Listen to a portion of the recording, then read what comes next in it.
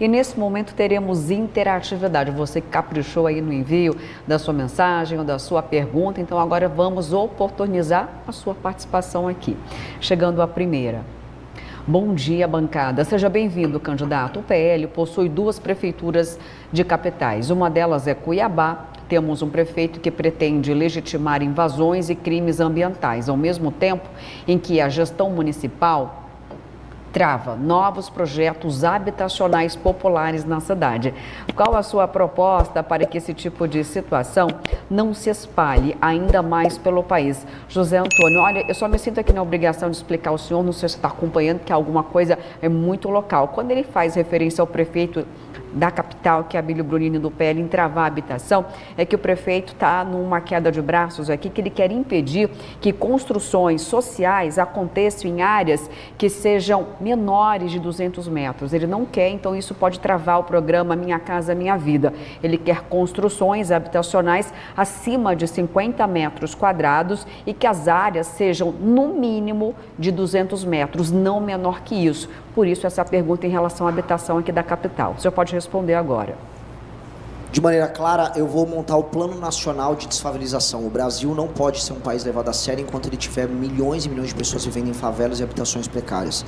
Infelizmente, o modelo habitacional urbano do Brasil é a favela.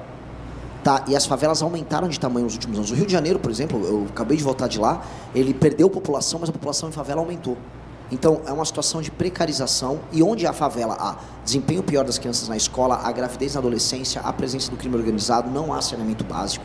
Então, essa política, infelizmente, terá que ser federalizada, até porque o prefeito A, B ou C, ou o governador A, B ou C, não tem que ter muita opinião. Hoje em dia, infelizmente eu vou colocar isso, nem prefeitos, nem governadores se importam com a questão da habitação, a questão das favelas. E o Minha Casa Minha Vida não resolve essa questão.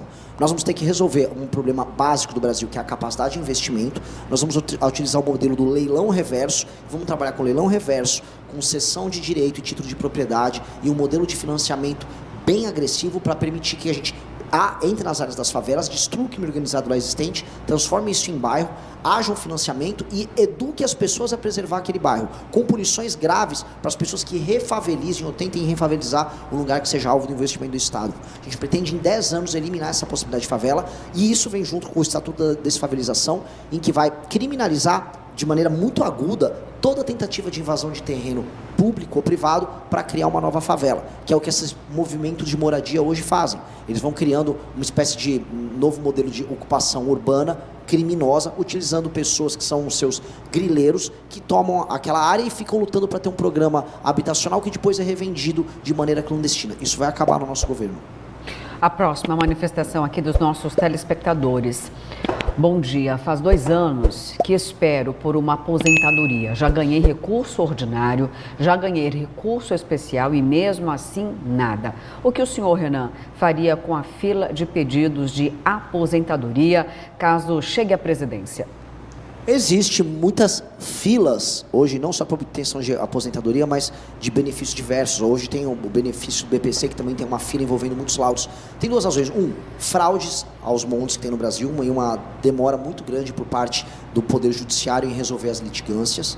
E 2, uma falta de informatização e velocidade de critérios objetivos que permitem que a pessoa que tem um direito líquido certo a uma aposentadoria ou a um benefício consigam. O que nós vamos colocar é informatização pesada e aumento nos processos e simplificação na legislação para obtenção dos benefícios. Se você tem um direito líquido certo a um benefício, nós vamos auxiliar você a você já ter a sua fila própria. Agora, aquilo que entra numa espécie de uma fila que está cheio de temas controversos e cheio de fraude, aí serão tratados como fraude e o cidadão que tentar entrar com uma fraude para obter um benefício no INSS, esse cidadão será punido.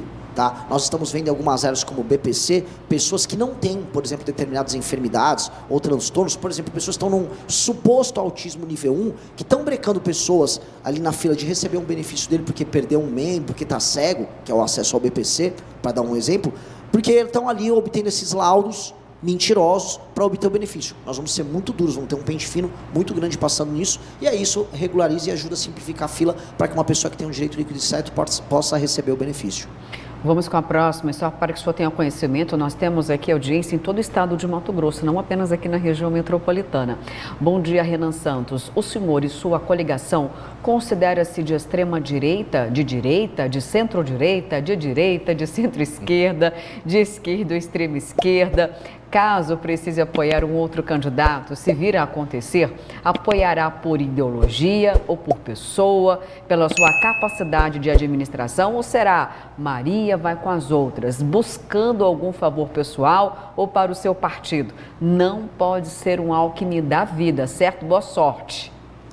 Obrigado, olha, o eleitor nosso está tão machucado, né? O cara já não vire um Alckmin. Por favor, qual a sua posição política? Nós somos um grupo político de direita há 12 anos. Há 12 anos o MBL. E nosso partido político foi fundado ano passado.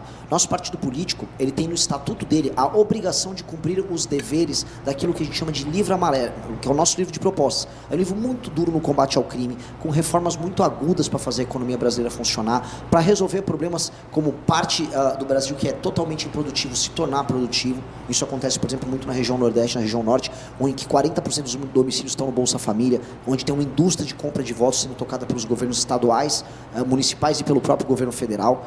Este tipo de visão de mundo, que muita gente vai colocar à direita, é uma visão de mundo obrigatória no nosso partido. Se o político não seguir ela, ele está fora. Isso está presente no nosso estatuto. E essa é a nossa linha, nós nunca mudamos. Nós nunca fomos Maria vai com as outras com ninguém. Ou seja, se precisava dar porrada no PT, como damos porrada até hoje, nós damos. Se precisar dar porrada no Bolsonaro, nós damos. Nós temos uma linha independente. E ela é muito clara. Outra coisa, eu prefiro ser crista de galo do que rabo de cavalo. Isso é um ditado caipira que eu trago para a vida. Ou seja, eu prefiro ser líder do meu grupo, sendo um grupo menor, do que virar um puxa-saco, um rabo de cavalo de um grupo maior. Que é isso que o Alckmin fez, que ele é rabo de cavalo do Lula. Eu vou transformar meu pequeno galo que acabou de surgir, que é o Partido Missão, numa onça, que é o símbolo dele. Um bicho grande e poderoso que vai tornar teu país um país funcional. Vamos com a próxima, então, participação. Depois nós vamos retomar aqui com os questionamentos da bancada. A próxima pergunta. Lá de Sinop, a capital do Nortão. Por gentileza, pergunto para o candidato Renan Santos, ele tem vários processos. Por que tantos processos? Trabalhistas, fiscais e criminais. Será que já foram resolvidos? Eu não tenho esses processos, são matérias com notícias falsas que saíram na imprensa. A gente precisa esclarecer aqui. Eu fui proprietário de uma empresa que eu trabalhava com recuperação judicial. A empresa tinha débitos fiscais e trabalhistas, porque eu comprei ela com problemas. E quando você compra com problemas, você assume a gestão dela. Eu saí dessa empresa e eu não tenho relação nenhuma com os problemas dela hoje.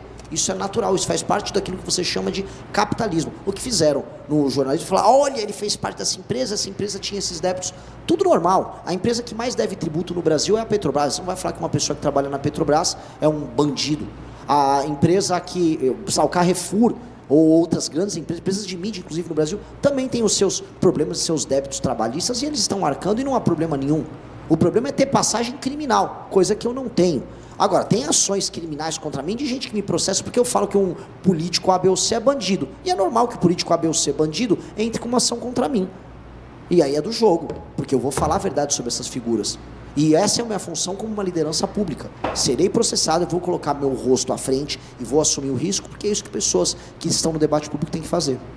Tá certo, vamos com a próxima então aqui, tentar ser mais interativa. Bom dia, bancada. Pergunta para o candidato que é a favor de penas duras contra os bandidos, o que na minha opinião é justa. Se ele é a favor que estas mesmas penas sejam aplicadas aos bandidos milionários. Aqui em discussão muitas vezes tem discursos, narrativas de prisão perpétua, de pena de morte, sendo que a nossa Constituição não permite.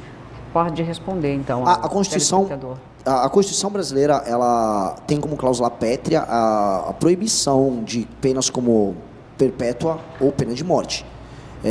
Isso é bem claro e eu pretendo, depois de destruir as facções criminosas no Brasil, trazer a discussão de uma Assembleia Constituinte para o Brasil, sim, porque a Constituição no Brasil trava muita coisa. A Constituição de 88 nos sabota. Mas de início eu posso enfrentar o crime organizado e derrotar o crime organizado sem precisar de nada disso, tá? Sou favorável, como colocou aí na pergunta, para que a lei pegue os poderosos. Como é que pode um sujeito como o Daniel Vorcaro ter comprado todo mundo, da direita à esquerda, do judiciário a prefeituras municipais, com o esquema dele? E hoje, A lavagem de dinheiro do crime organizado, do PCC, envolve gente que está no mercado financeiro, envolve autoridades públicas. Sendo enquadrado na nossa legislação do direito penal do inimigo como membro de uma facção, não importa se você é rico ou se você é pobre, você vai para o mesmo presídio e você vai pegar penas altíssimas.